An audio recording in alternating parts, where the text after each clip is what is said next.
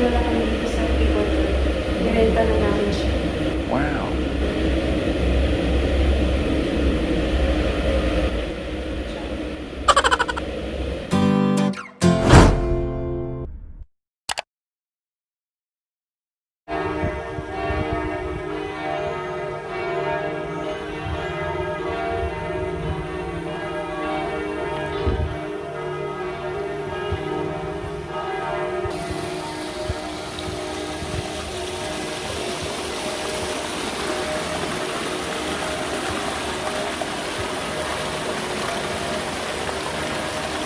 Welcome to the Fountain of Youth. Hindi pala.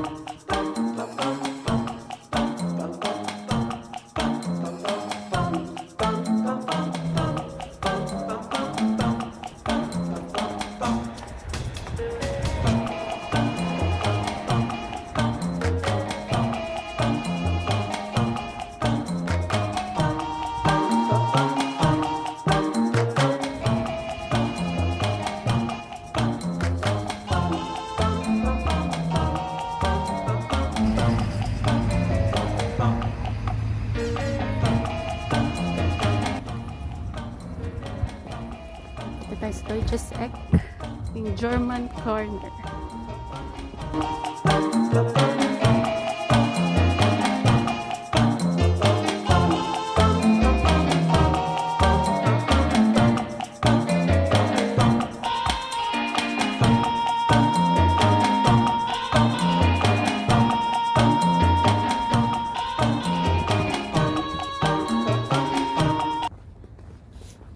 Sabi nga ng isang namin, kaya natin, Vivoner, Gente, matirasahan.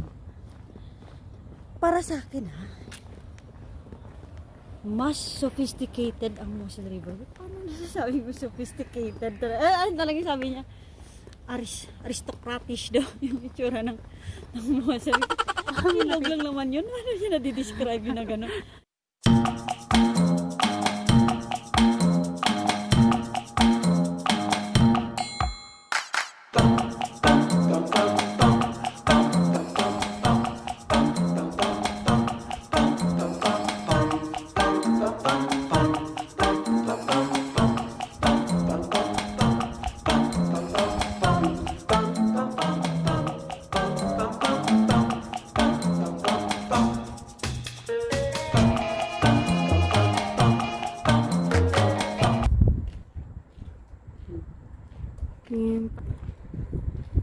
Galing. Nag-meet na si Mosel at si Rhine.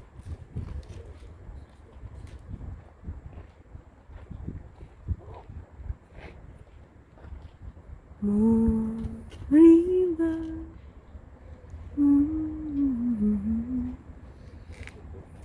Parang ma-dark nga itong side, no? Kasi dito. Or baka dito lang kasi tayo nakatayo. Oo.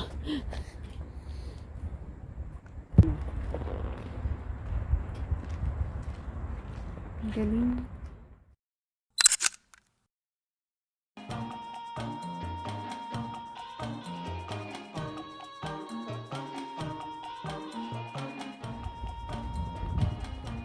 Next, magki-cable car kami. Yun. Yes.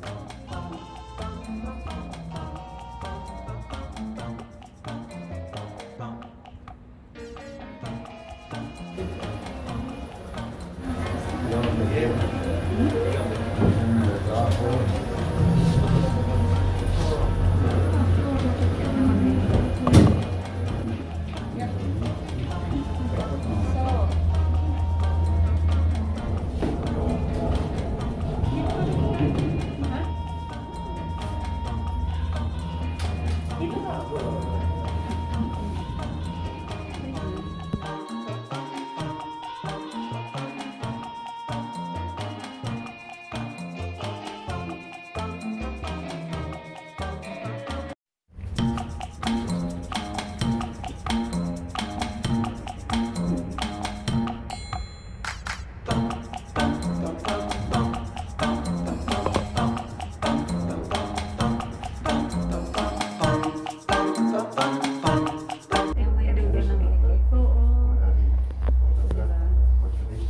mo yung kulay ng dalawang river.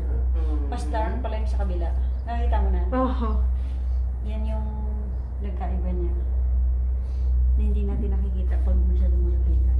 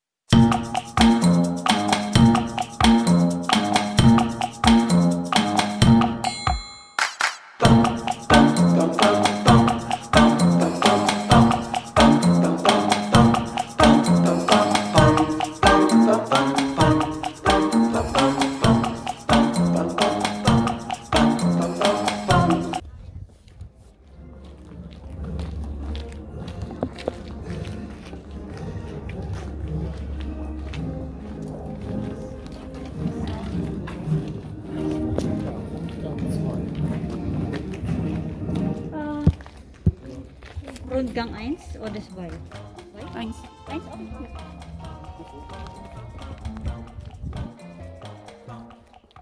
Schlosshof.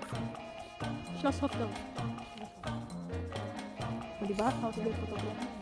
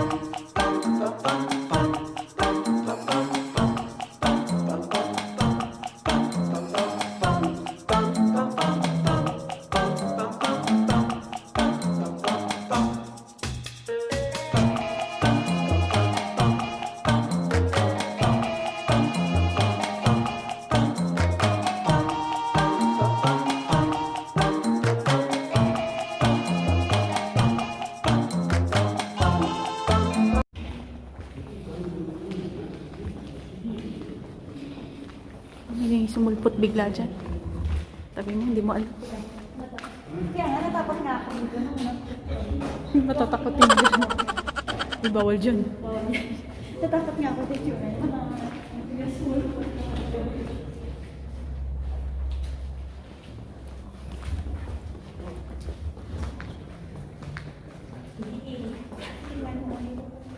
Parang dito sa parado.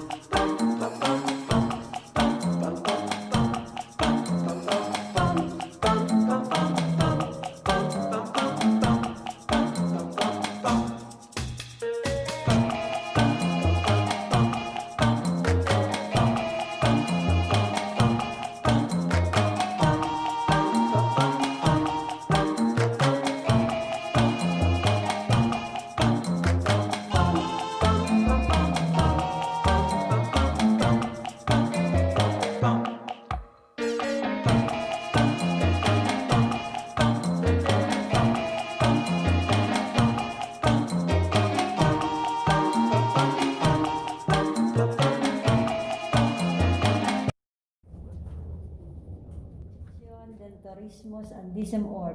100-year-old tradition of tourism.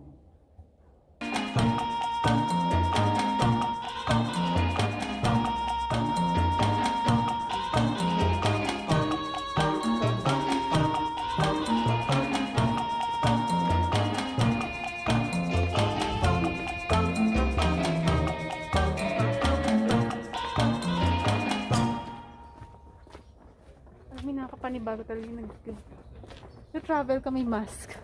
Yeah. So, we need to follow the new normal.